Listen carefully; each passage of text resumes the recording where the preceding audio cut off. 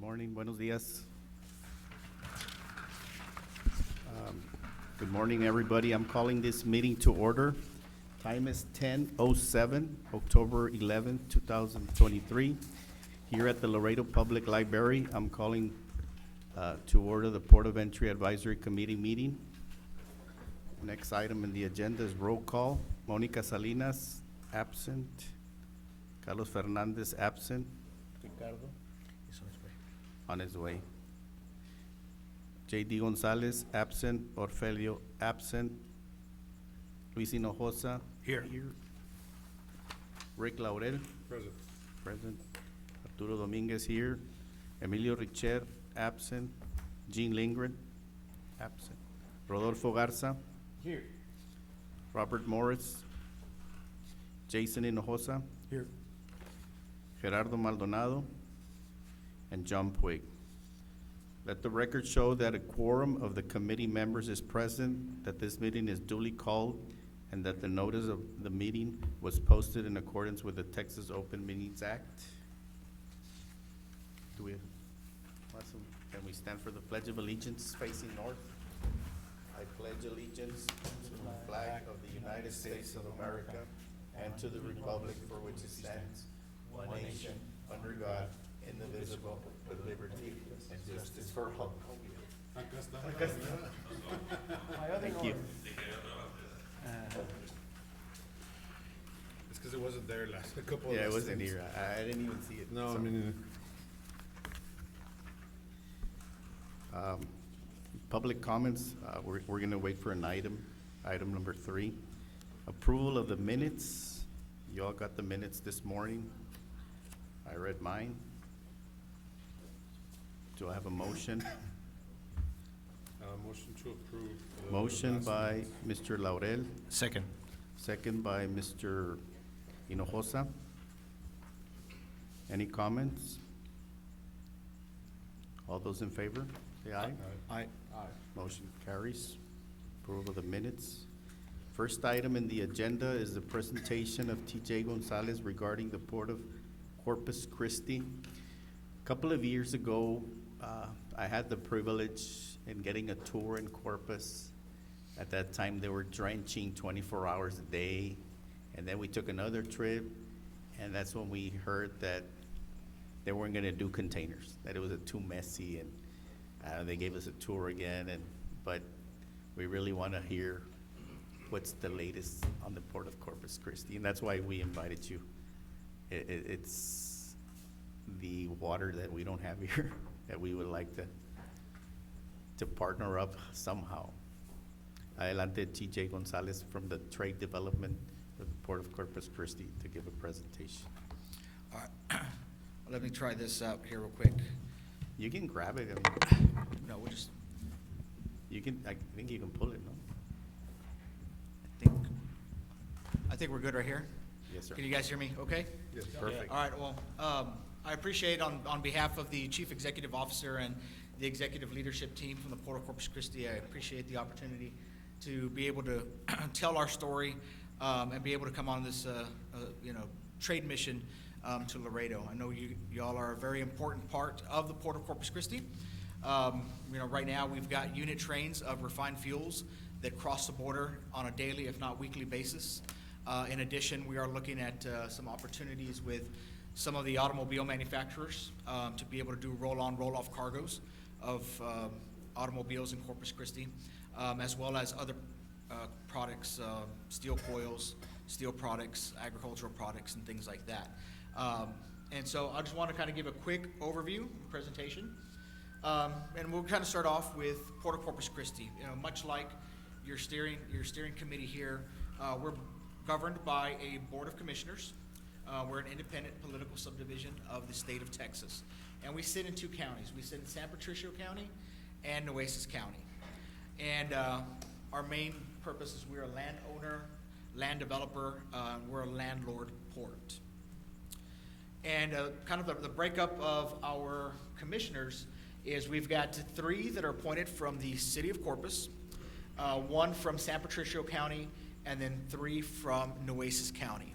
As of right now, I'm not sure if there's any plans on expanding any representation, but I believe that some of that representation may be expanded in San Patricio, where that's where we're seeing a lot of the growth. And I'll share a little bit of some of those growth initiatives that we have going on. As far as our business approach goes, you know, our mission is to provide infrastructure for our customers and manage our waterways to facilitate commerce. And some of our revenue generators is through dockage, wharfage, and land leases.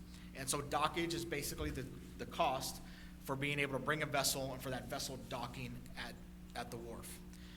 Wharfage is a tax or tariff that is put on the commodities that cross the dock. And then land leases is going to be price per acre, depending on where that land is. And that's how we generate our revenue. And one of the things that we're proud of is that we do have taxing authority, but in our 100 years of existence, we've never had to levy any taxes on the citizens of San Patricio or Nueces County. So all of our operating revenue, salaries, infrastructure, capital improvement projects are all done based on our revenue that we generate through dockage, wharfage, and land leases. Some of the highlights: we are the #1 U.S. crude oil export gateway, #1 in annual revenue tonnage, and #2 in liquefied natural gas. And I'll explain a little bit more how we got to that point in the upcoming slides. But one of the vital things is the Eagle Ford shale, which stretches from Laredo, south of San Antonio, right near Houston. And so a lot of that crude oil that's coming out of this area goes to Corpus Christi via pipeline, is refined into refined petroleum products, gasolines, diesels.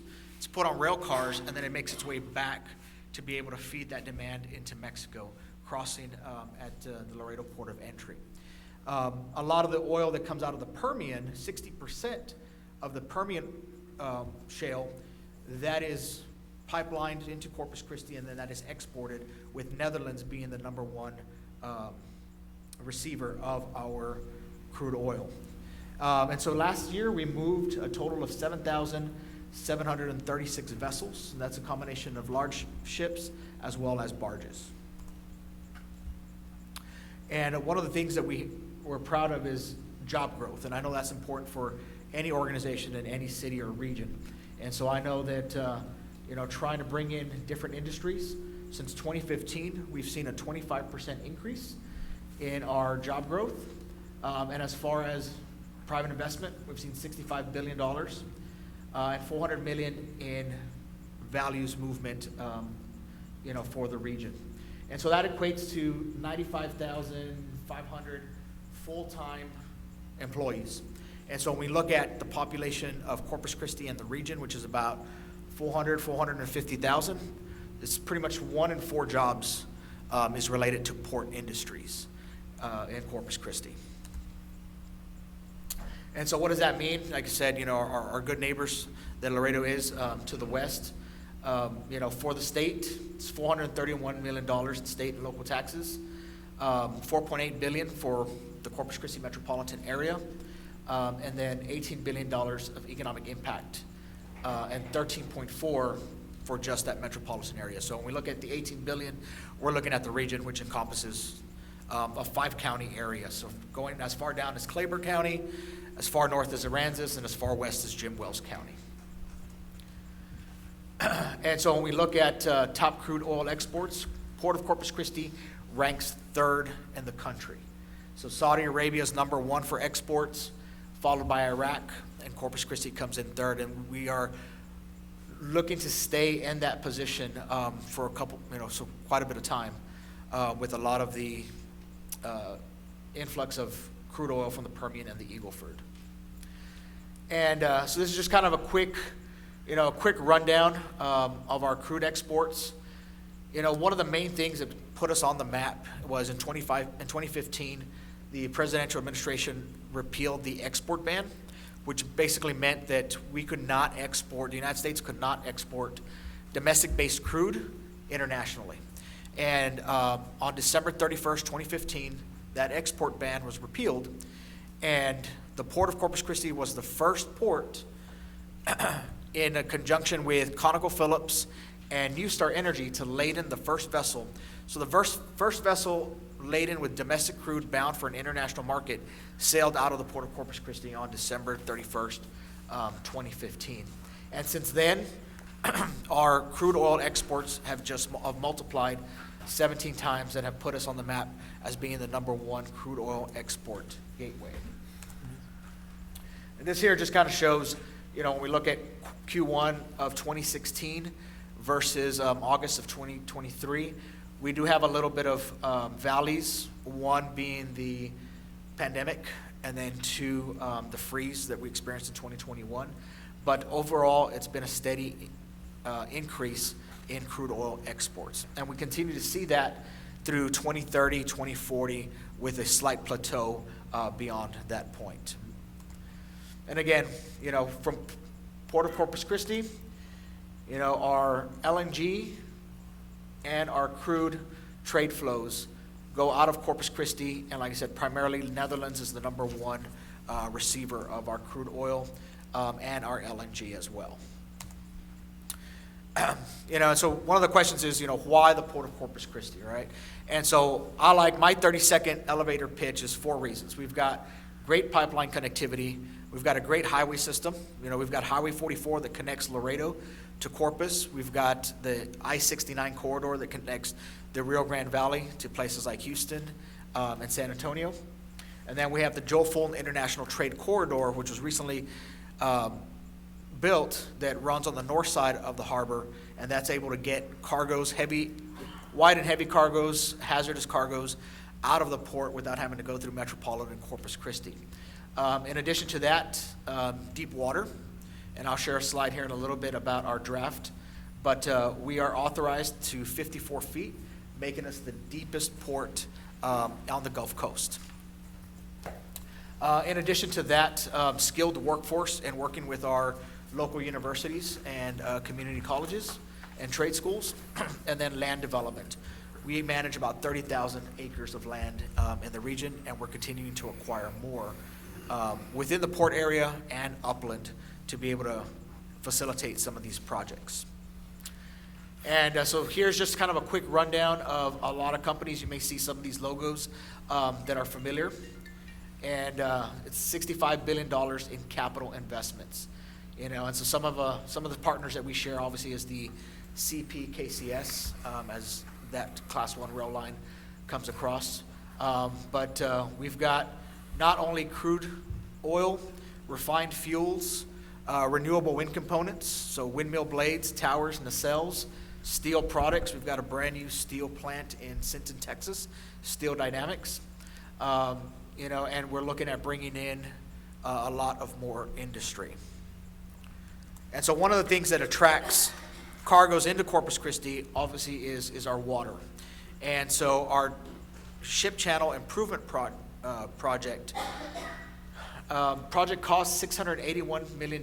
We had a federal match of $406 by the federal government, and the Port of Corpus Christi is responsible for $275 million of that. And so those revenues that we make, it's not like it goes, we don't have any stakeholders, shareholders, it's not going in our pockets.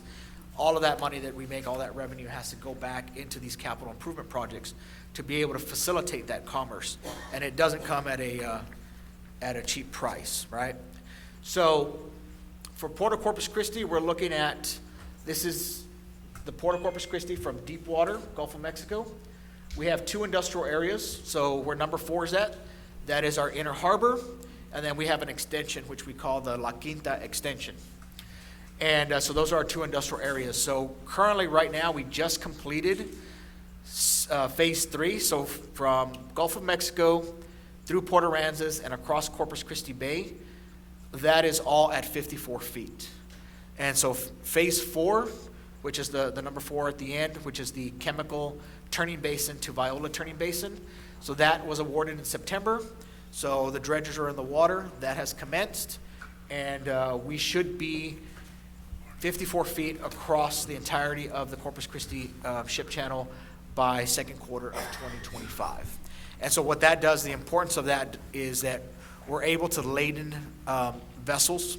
So right now, if we bring in, for example, a crude carrier, a Suezmax, which has a capacity of 1 million barrels, with our current depth at 47 feet, we can load anywhere from 600 to 800,000 barrels.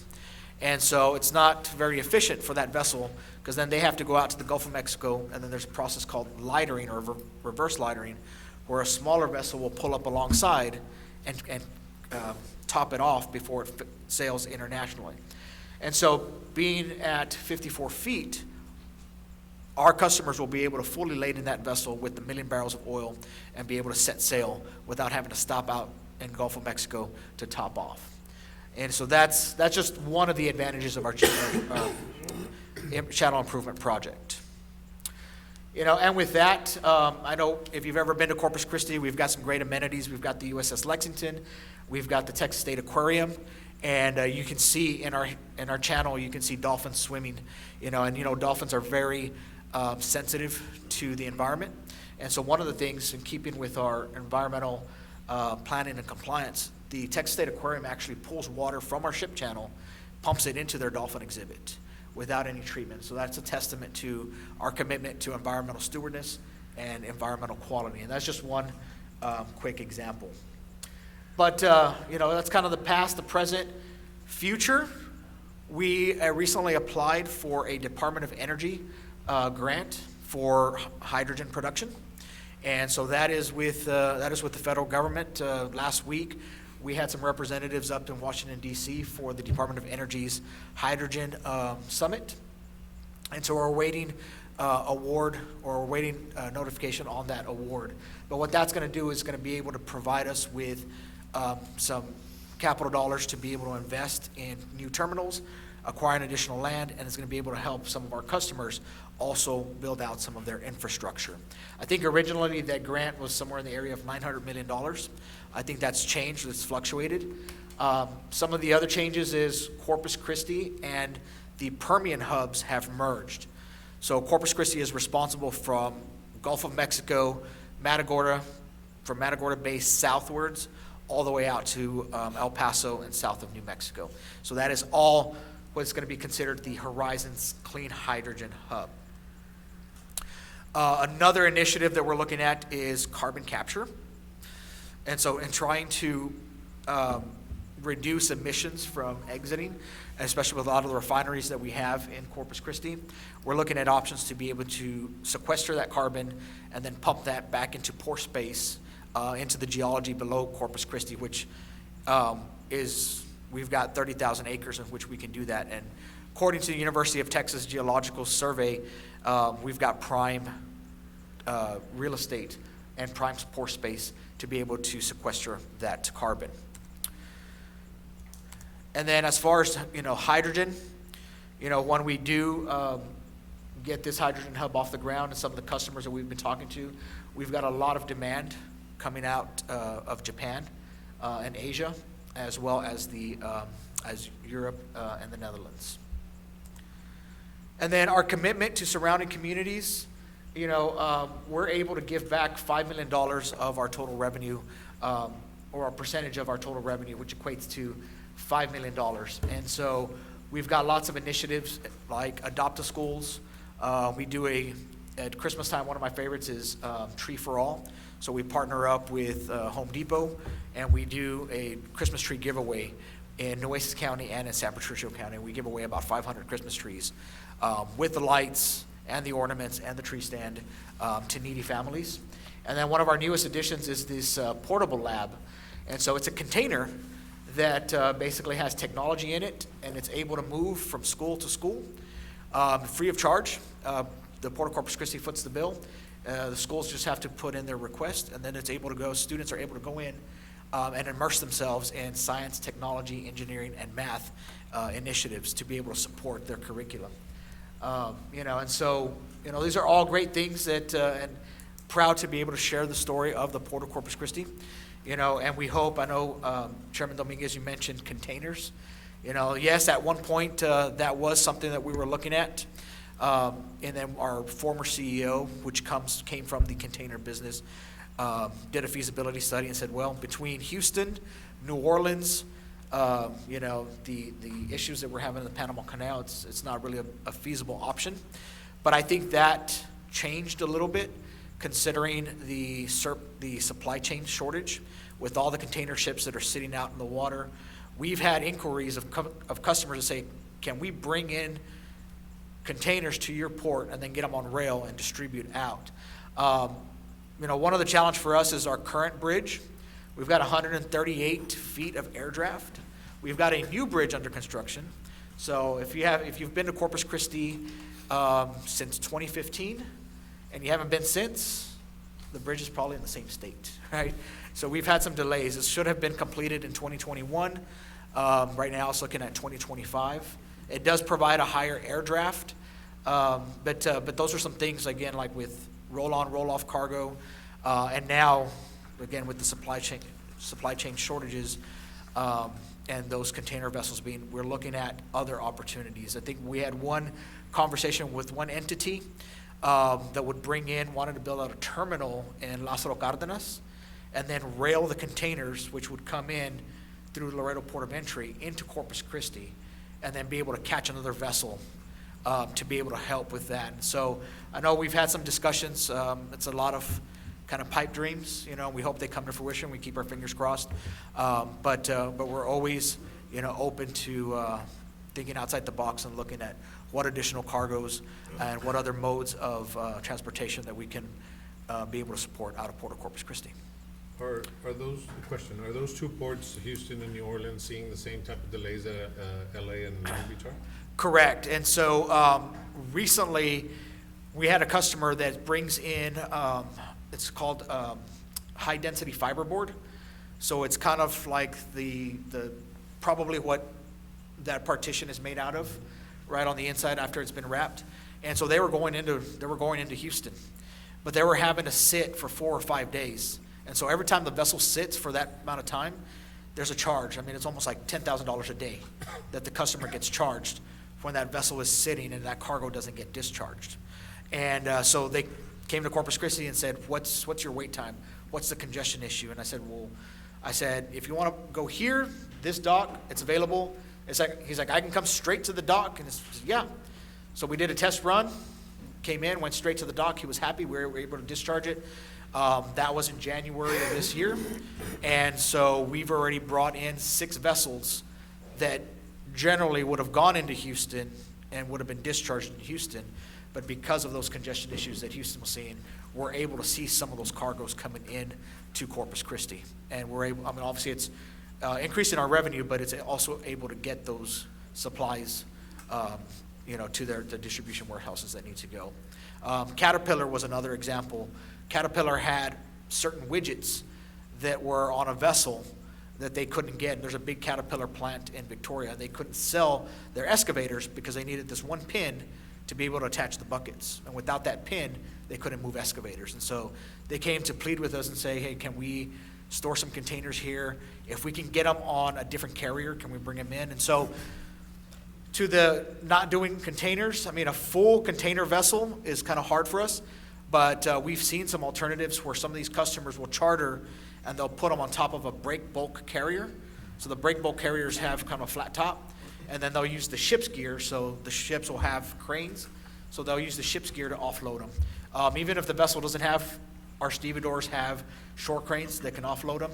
But it's a handful of containers that work. If you have a container vessel that's got 1,000 containers, and you need to offload 4 in Corpus Christi, and they're at the very bottom, there's no way to offload all of those containers just to get to those 4. It's not efficient, But if they can charter a different vessel just for that particular commodity, we welcome it at our port. That was going to be my next question.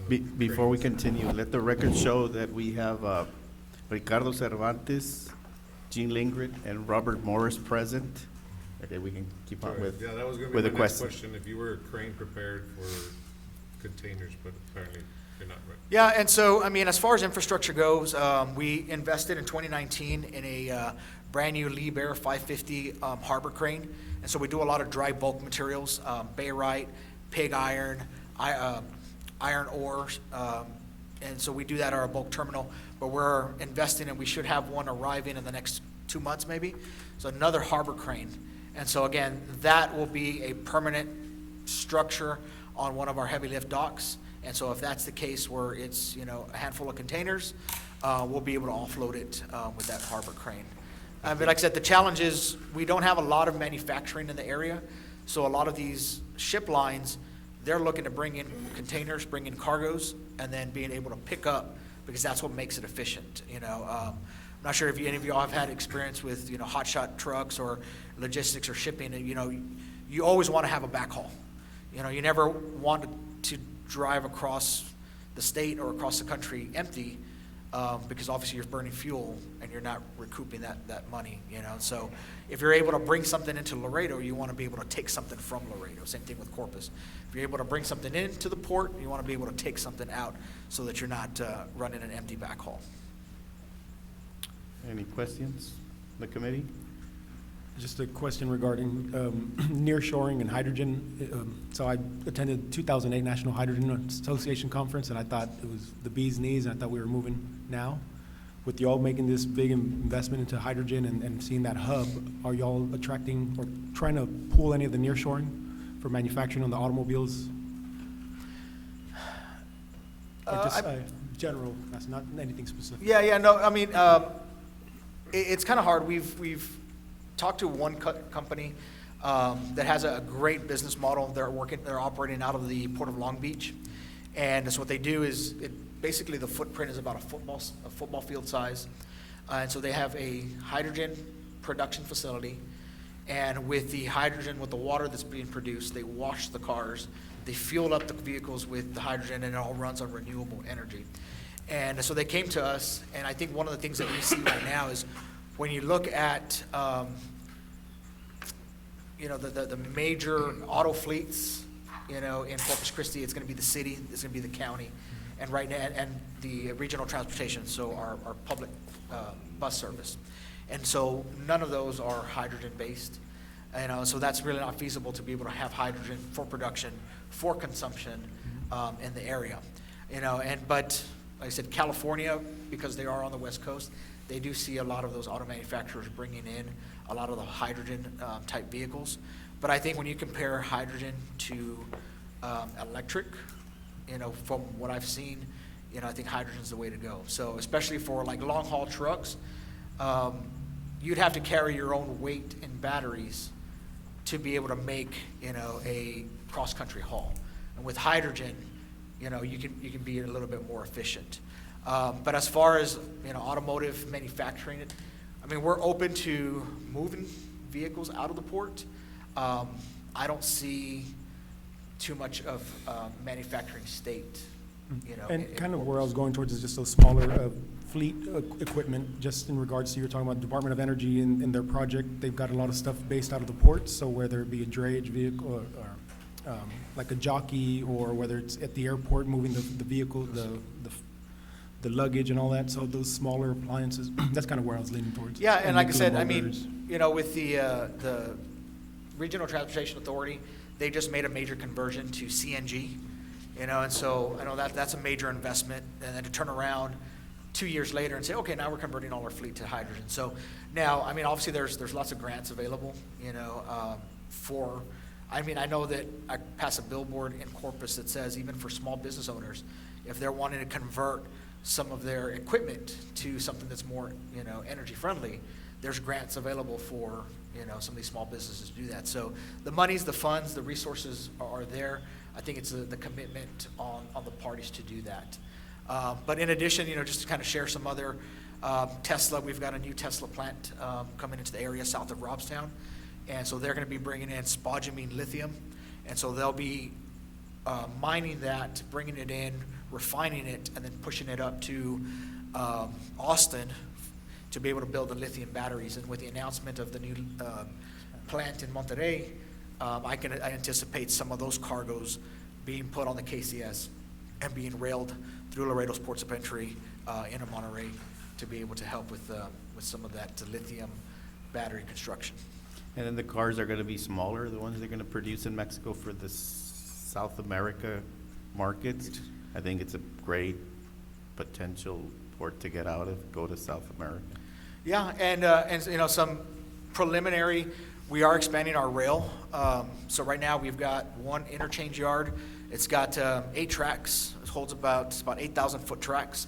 And we're looking at expanding, so we're in talks with 3 Class 1, so CP, KCS, BN, and UP, to be able to build a junction where we've got connectivity to all 3 Class 1s and building out something similar, probably in the area of expanding to maybe 20, 24 tracks with warehousing and additional land for development. And so that will also be able to facilitate a lot of that traffic that comes in. And I think in talking with the CPKCS, I think they've got a new bridge or plans for a new bridge, and It's under construction. it's under construction, yeah. Yes. And so, so that we'll see a lot more of that traffic, connecting both Laredo and Corpus Christi via the rail lines. Any other questions? Based on what you know, the problems on the other ports like New Orleans and Houston, the delays and all that stuff, is it a permanent thing now, or it comes, we're dragging this from the pandemic, or how do you foresee that problem being solved, or not too much? Yeah, so I mean, there's lots of factors, lots of variables, So yes, you had the pandemic, and then what you did is you had a hold on a lot of the manufacturing, and then all of a sudden, people were getting back to work, factories were being reopened, borders were being opened, and so now you've got an influx of cargoes that are all wanting to make their way to the U.S. market, and so it's just like you've got a race, and everybody's getting to that port of entry, but you can only facilitate a certain amount of vessels. And then that seemed to have started to lessen, and then there was the dock worker strike. So that's another variable that kind of got mixed into the equation. And I think, when we look at these ports, and then right now, the other issue that we're foreseeing is the Panama Canal.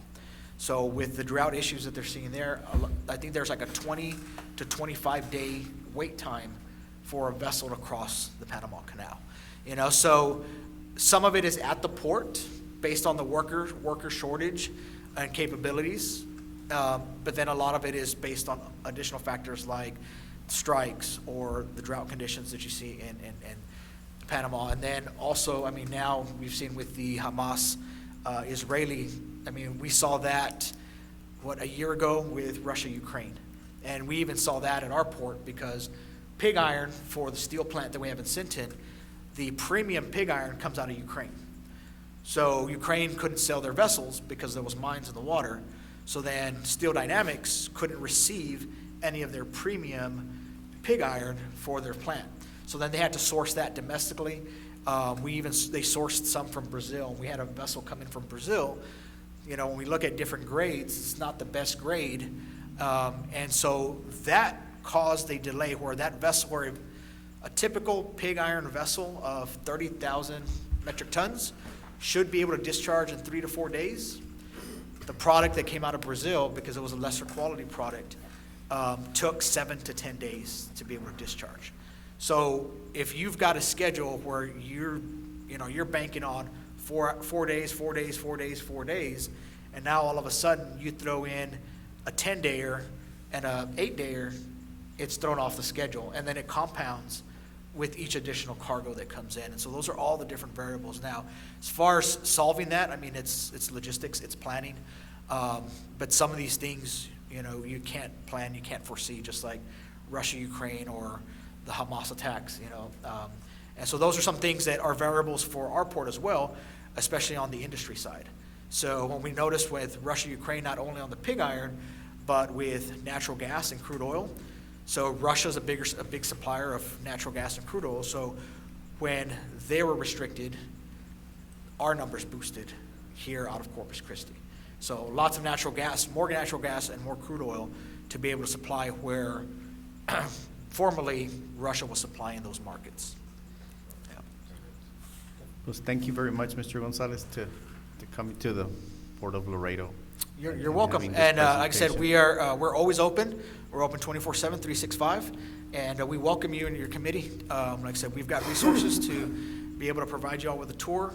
So a lot of what I talked about, to be able to for y'all to see it visually. Like I said, if the weather holds up, we can even jump on a vessel and you can see that from the water side, which is a rare sight. Not a lot of people get to see that, but that's something that we welcome you. And like I said, just Chairman Dominguez, just reach out and we'll schedule something. We'll put something on the books. We'll make plans to go visit. All righty, thank you. In one final comment, thank you for your presentation.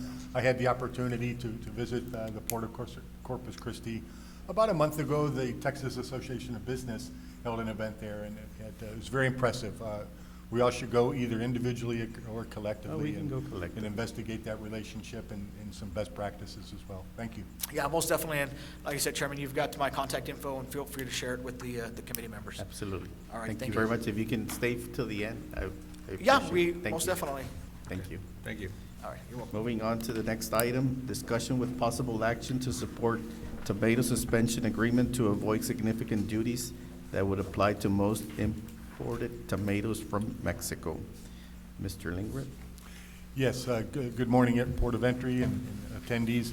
A few months ago, a few of us in the community, in the business community, received communications from IBC, who wholeheartedly supports this particular item, which I'll describe briefly here in a second. Received communications, Mr. Morris and Mr. Conchas from the Chamber and the customs brokers and myself and the LADC with information on a tomato suspension agreement that was being lobbied by the Florida Tomato Association for elimination. And this is contrary to free trade in North America. And a little bit more background. The U.S. Commerce Department, if they did terminate it based on this lobbying efforts from the state of Florida's tomato exchange, it would add significant duties to the tune of 21.9% duty rates to most tomatoes entering the United States from Mexico. Now, over 70% of the tomatoes rely on the tomato suspension agreement for price stability, and the greatest volume of tomatoes enter from Mexico to the United States through the Laredo District, approximately $1.48 billion worth of tomatoes. And so IBC was against this, the Border Trade Alliance is against this, obviously the LADC, I imagine the other trade groups. And so the idea to put this on the agenda was for us to be aware.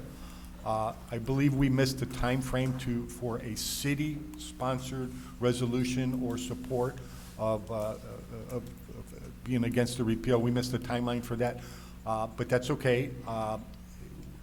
The trade groups did sign on. The LADC did sign on. NASCO is also in support of not having the repeal. And so what I would propose is I'll keep my finger on the pulse, and I can report at the next meeting how this the status of this item is moving along. Thank you, Mr. Ingber.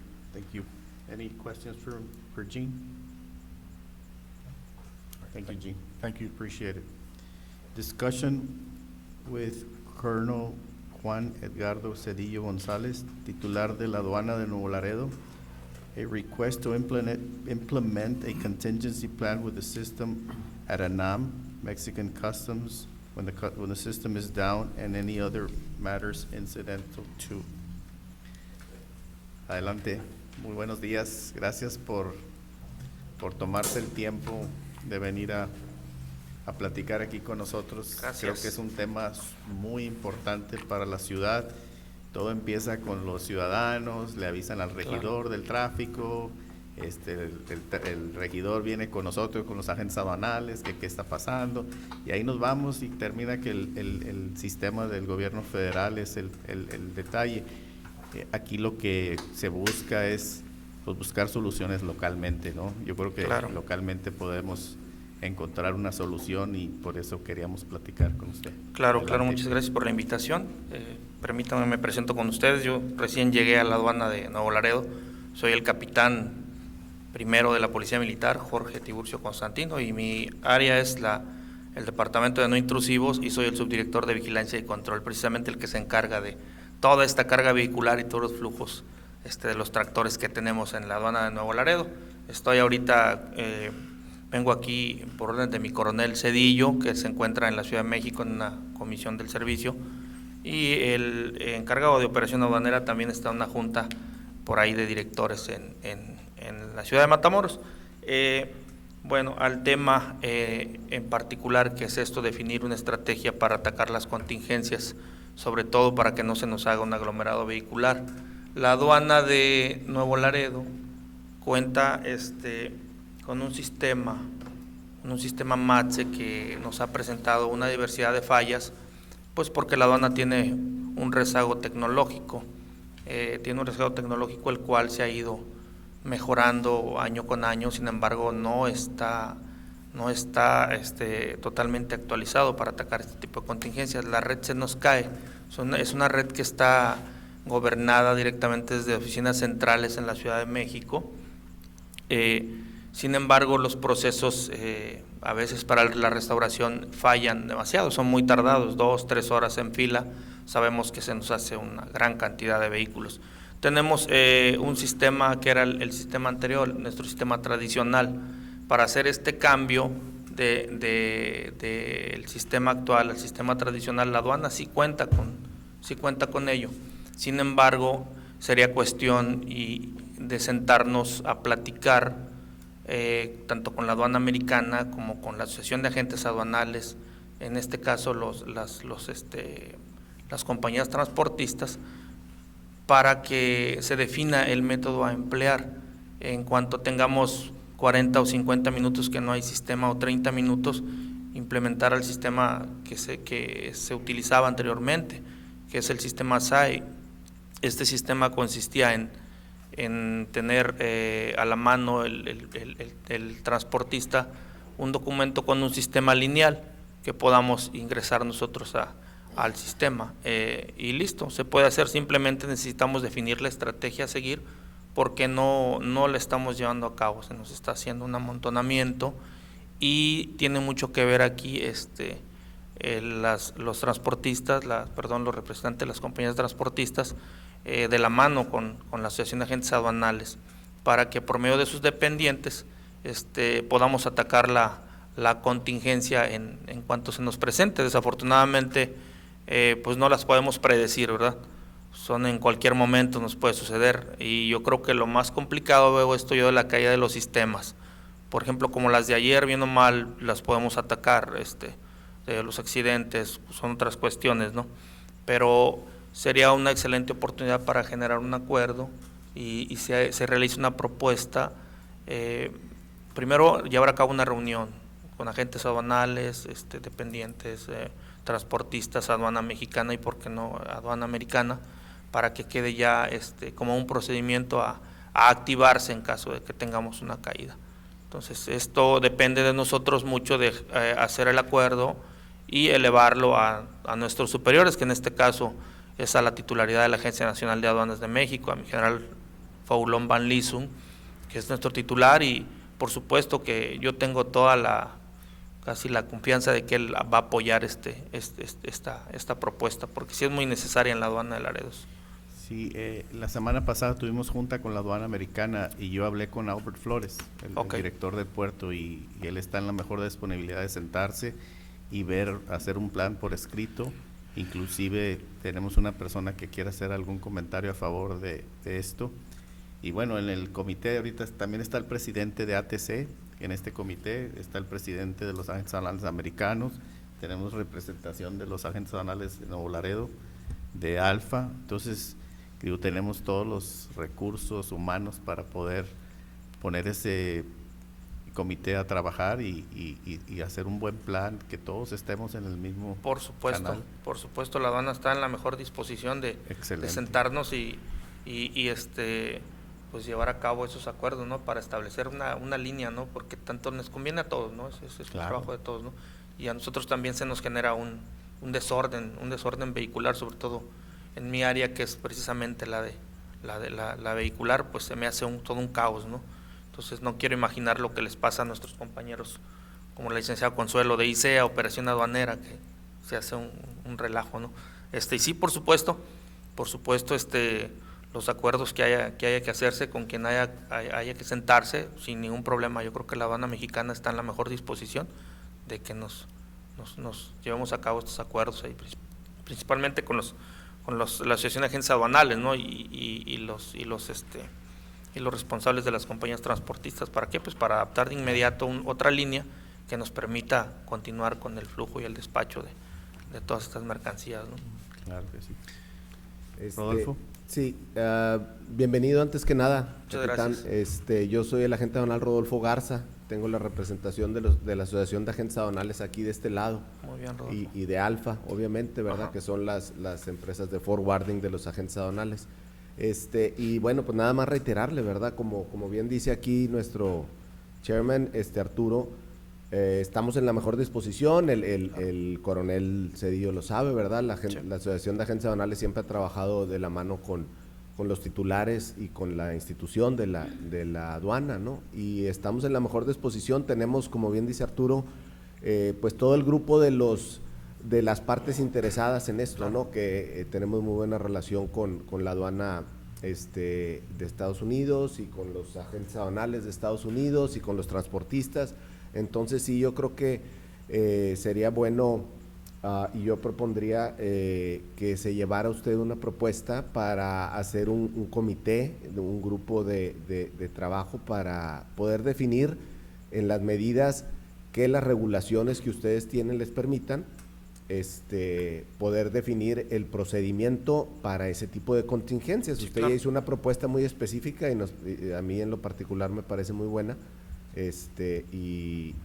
Sería mi propuesta, ¿verdad? Proponer eso. Sí, muchas gracias. Mr. Hinojosa. Sí, capitán. Sí, claro.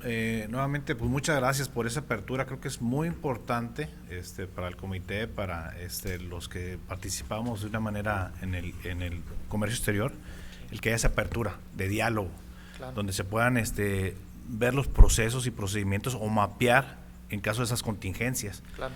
Como bien nos dice nuestro chairman, aquí está el presidente de la Asociación de Transportistas de Nuevo Laredo, el señor Carlos Fernández, que puede transmitir, o sea, puede participar en estas sesiones, estas juntas de trabajo, y donde se pueda mapear y activar rápidamente esos planes de contingencia de manera conjunta. Entonces, muy agradecido por esa apertura y, como dice el agente aduanal, el licenciado Rodolfo Garza, nosotros nos ponemos a trabajar inmediatamente de crear ese comité y sentarnos con ustedes junto con la aduana americana, porque también el sistema de aduana americana a veces tiene sus fallas, claro, entonces por supuesto. que sea una colaboración de ambos sentidos. Sí, claro. Ah. Sí, definitivamente sí se requiere un plan de contingencia, ¿no? Ujú. Porque no va a ser la primera vez, no es la primera vez, ¿no? Yo llevo 3 meses y ya han sido como, ¿cuántas nos han tocado? Como unas 2 bien fuertes, ¿verdad? 2 o 3 bien fuertes y hay que estar ahí 3, 4 horas. Entonces entiende uno que son pérdidas, ¿no? Para todos, para los empresarios, a nosotros nos retrasa también el trabajo. Actualmente la aduana también está sufriendo un proceso de remodelación. Hay áreas que no permitimos que nosotros como vigilancia que se metan los de la obra porque nos pueden romper un cableado, nos puede romper algo y también se nos puede ir el sistema.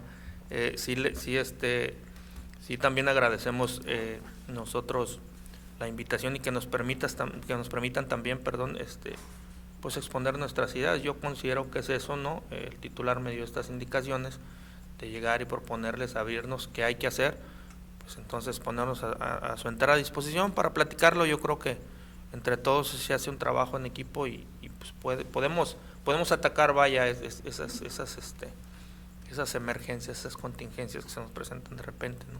Claro, la comunicación es mutuo entendimiento, Por supuesto. así dice un dicho. Sí, por Anybody supuesto. else? ¿Alguien más? Sí.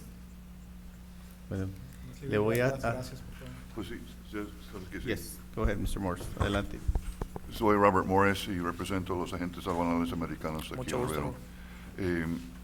Y yo quisiera proponer que discutimos contingencias para el corto plazo, cómo podemos mejorarla cuando se cae el sistema, pero también identificar cosas de medio y largo plazo que a lo mejor requería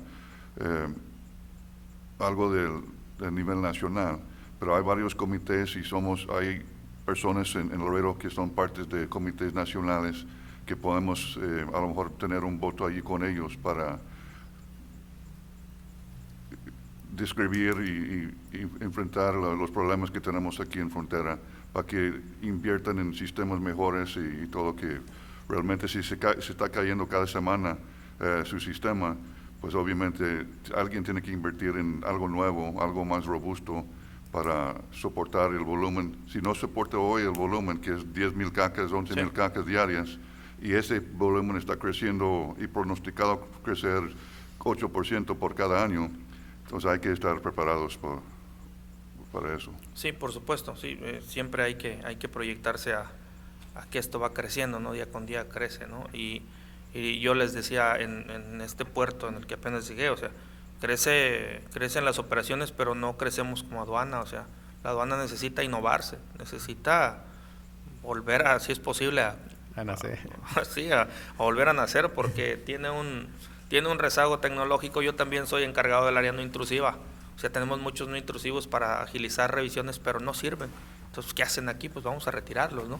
Ahorita, por fortuna, ya viene toda esa nueva tecnología nueva, no intrusiva, y ya retiramos todo lo que no sirve, ¿no? Porque pues nada más nos está estorbando.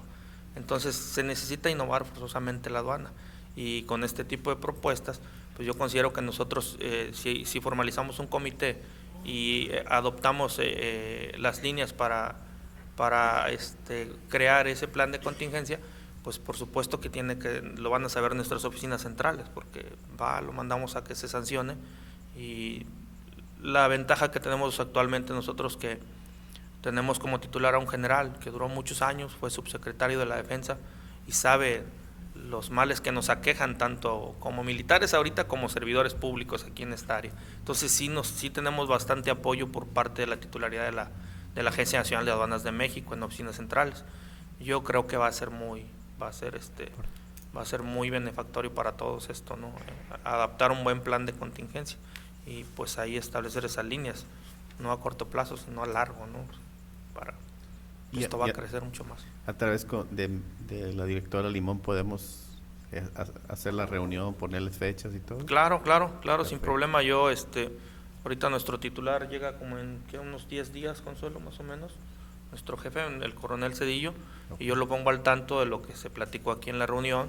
Y no sé si hagan ustedes algún tipo de minuta, algo al final. Sí, claro. Nos las hagan llegar y ya, sin problema. O sea, yo le especifico los puntos que se trataron y de qué se va a tratar esto, ¿no? Qué es lo que se pretende, ¿no? Y tenemos que consolidar ese objetivo de atacar estas contingencias, ¿no? Pues muchas gracias por su tiempo y por venir a Laredo, Texas a platicar con nosotros, a dialogar. Ahorita quisiera invitar al señor Eugenio Garza, que va a hablar a favor de este plan. Es nuestro director de aduanas pasado o antepasado, quizás. Por supuesto. Adelante. Muchas gracias. Adelante.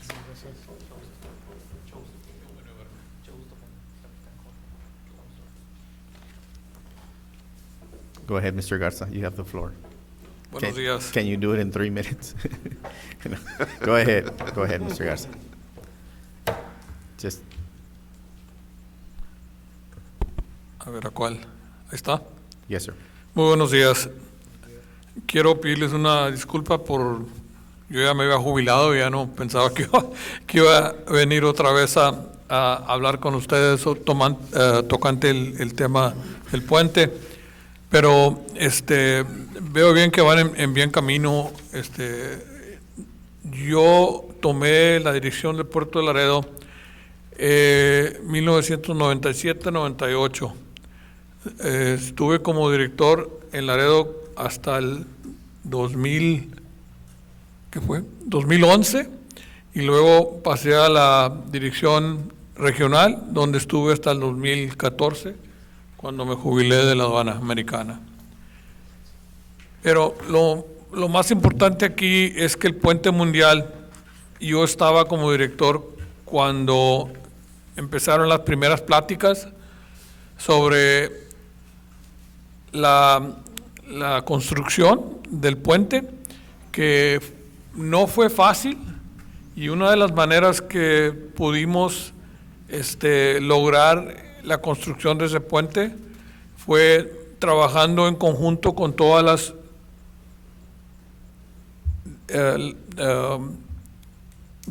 agencias gubernamentales, locales, estatales, nacionales y regionales. No fue fácil porque cada cabeza es un mundo. Alguien quiere una cosa, otro quiere otra cosa. Y por fin, en una mesa de comité, se hacían las consultas, se hacían las sugestiones y llegamos a un acuerdo. Y varias veces durante ya construyendo, con la construcción encima, hubo varias cosas que surgieron. Implementamos el comité para hablar sobre lo que estaba ocurriendo, y tanto que nos hicimos de tanta conocencia que ya sabíamos con quién ir, con quién dirigirnos cuando había algo que le preocupaba a un lado u otro.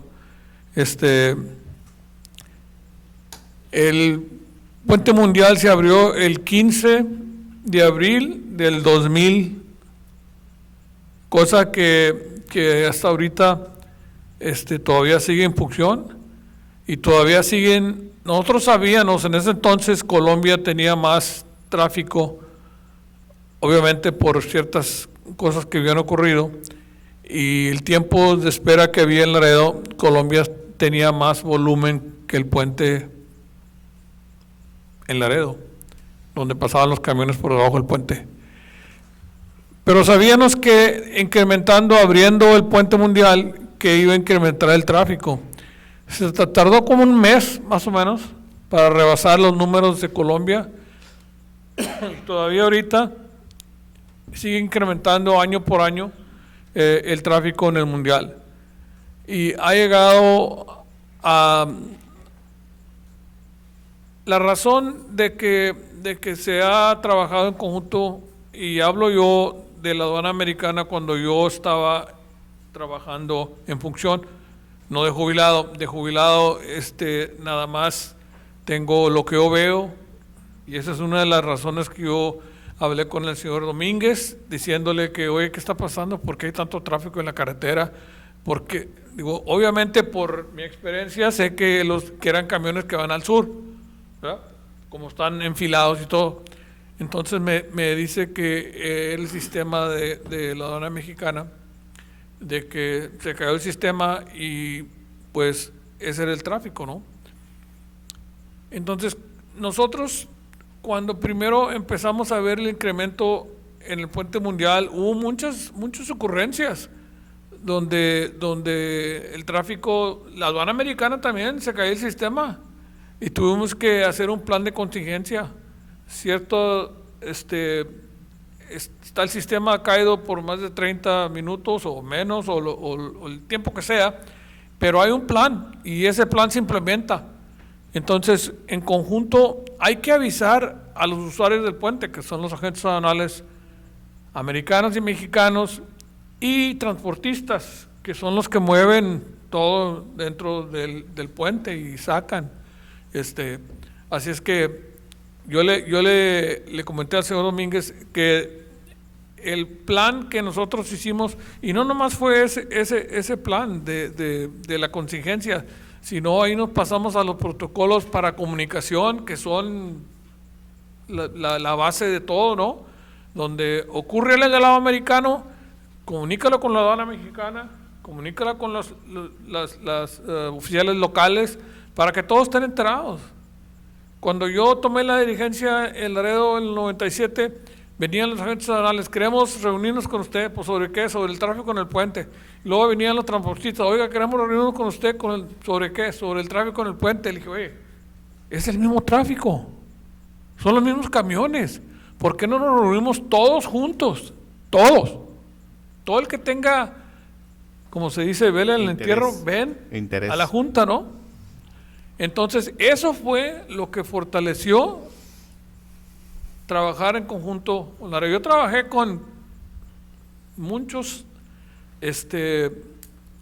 administradores de la aduana, locales, nacionales, con gentes del gobierno, al nivel del secretario, había mucha confianza, pero lo bueno es que hay la voluntad de trabajar, y escuchando al capitán Jorge, la aduana mexicana está en mejor disposición de hacer eso. Ya lo tienes eso en la mano, no tienes que convencerlos a ellos que esa es la manera de salir adelante. El tráfico en Laredo no va a disminuir, va a incrementar. Con esta voluntad, durante mi experiencia, nosotros sacamos adelante trabajando en conjunto. Todo lo que era del puente, yendo o viniendo, vamos a tratarlo en el comité. Todo el que tenga aquí algo que ver, vamos a ver cómo lo podemos solucionar y salir adelante. Como les digo, el tráfico no va a disminuir, y ahora, cuando ocurren estas ocurrencias, le toca al ciudadano en ambos lados, ¿verdad?, con el tráfico. Y eso es lo que nos comienzan a generar información de que está perturbando el tráfico, y pues no va a salir también la carga como debe salir. Todo mundo quiere tener lo que Laredo tiene. Del tráfico que hay aquí, por la geografía que hay en Laredo, donde los camiones vienen a dar aquí. Yo he ido por carretera en México hasta Querétaro, y luego para Silao, Guanajuato, y toda esa área. Todo lo ves camiones, puros camiones. Vete a San Antonio, ahí está, no se va a parar. Y lo que dijo ahorita el señor de Corpus, no es una competencia global lo que estamos haciendo. Lo que hace el que está adelante de nosotros o atrás de nosotros, todo le ayuda a la cadena suministra a mover el tráfico, a mover ese tráfico. Laredo es muy importante, y necesitamos gente en los gobiernos que le pongan atención a lo que está ocurriendo, porque si hacemos un acuerdo y lo dejamos ahí y nadie lo va a darle seguimiento, se va a caer. Pero nosotros teníamos una persona dedicada nada más a eso. Esa era una parte de la función que hacía dentro de su trabajo, y si lo puedes tú arreglar dentro de tu contacto que tengas en el lado mexicano, arréglalo, y si no, tráelo al comité, y aquí lo vemos y aquí lo arreglamos. ¿Tenían acuerdos firmados? ¿Qué Sí, tipo de acuerdos tenían los habían?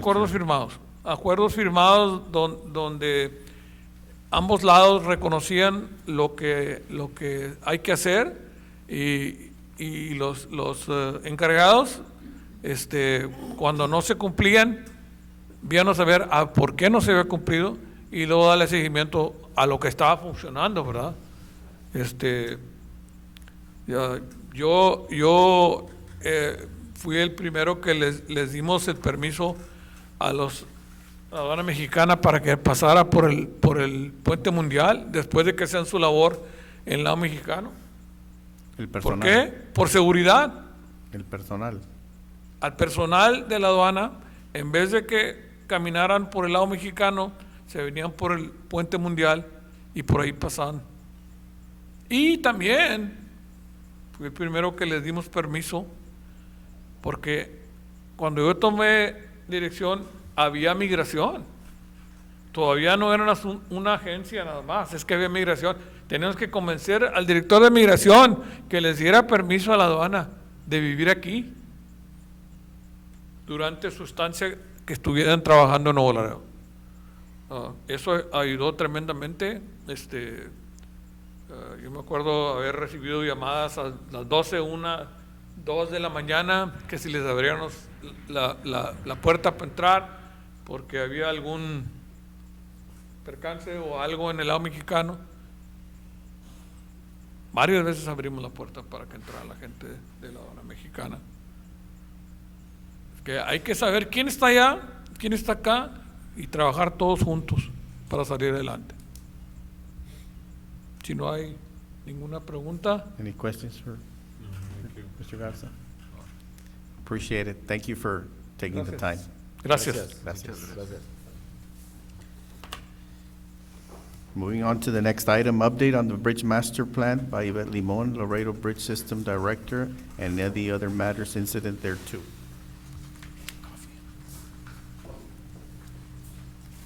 Good morning, Chairman, members of the committee. Yvette Limon for the record. We're starting our new fiscal year. October 1st started our new fiscal year. And as such, I know our first ever Bridge Master Plan began in 2019 and was completed in 2021. So I have reached out to purchasing. We will be working on putting out a request for proposal for an update to our master plan. I know with the nearshoring phenomenon that we continue to hear, perhaps the traffic forecasts that were back then on our master plan are not. So we will be requesting an update to the traffic forecast, and now with the task that we were given to look into the expansion of Columbia as well, incorporate that, and then also any technology or infrastructure necessary to more efficiently continue to move traffic into Mexico will also be part of this update to our master plan. As soon as I receive the request for a proposal draft, I would share it with you all so that you could review it and move forward to make sure we make it inclusive and update our master plan. Thank you very much for the report, and yes, it's important for you to know that we're gonna reach out to all the interested parties on the World Trade to see what they need in order to do that expansion, because I think we need a lot of things before we can build another bridge. I think the Mexican side have to do their part as well with the hours of operation and other things that they have to do, bring it up to a Category 1 customs facility before we can do what we have to do on this side. I think on this side, the facility itself cannot handle the capacity if they double the traffic. I mean, it's just my personal opinion, but that's somebody else's work to be Sure. done, but it's just by logic. Whatever you need, let me know. I can assist attending meetings with you all to send a message and make sure our facilities are adequate. Yes, absolutely. Any other questions for I would Yvette? just like to suggest that when we get together to discuss the contingency plans with Nuevo Laredo, that same committee maybe be extended once we get past that initial purpose and talk about the future plans and the needs so that we can actually get ahead of the curve on when the actual expansion does get going. Sure. Yeah, what I'm trying to say is we need to talk to all of the people involved with the World Trade before we could talk to the Dr. Gonzalez that was here in our last meeting. Oh, okay. And just to bring, this is what we've researched, this is what we think is needed before we can request an expansion. But then again, Understood. we would have to file before the end of the year for an expansion. so we could- 2024.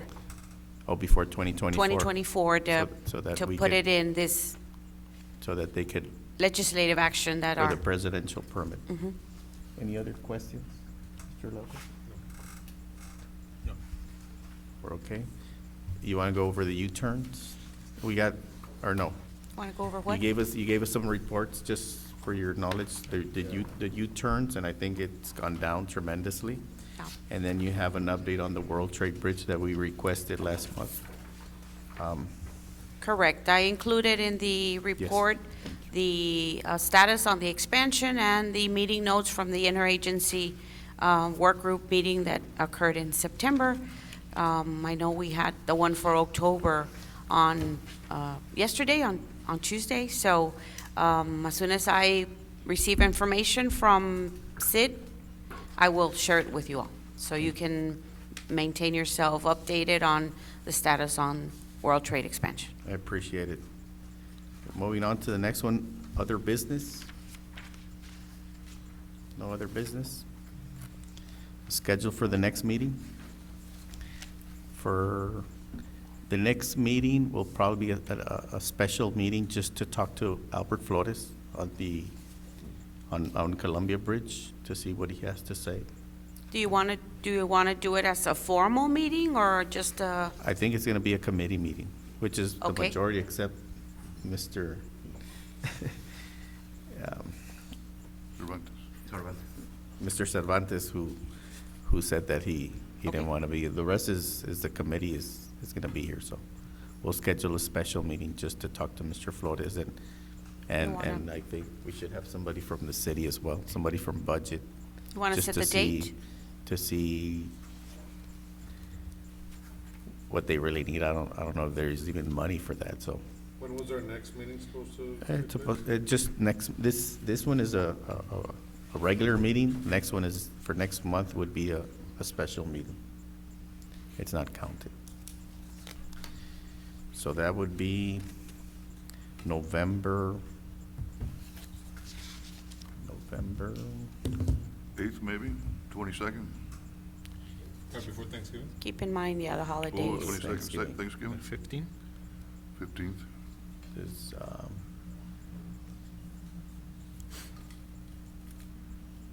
is that okay with you all? November 15 or 16?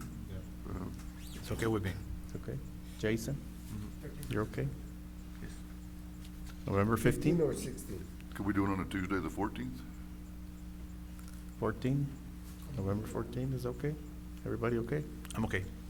November the 14th. You can entertain a motion?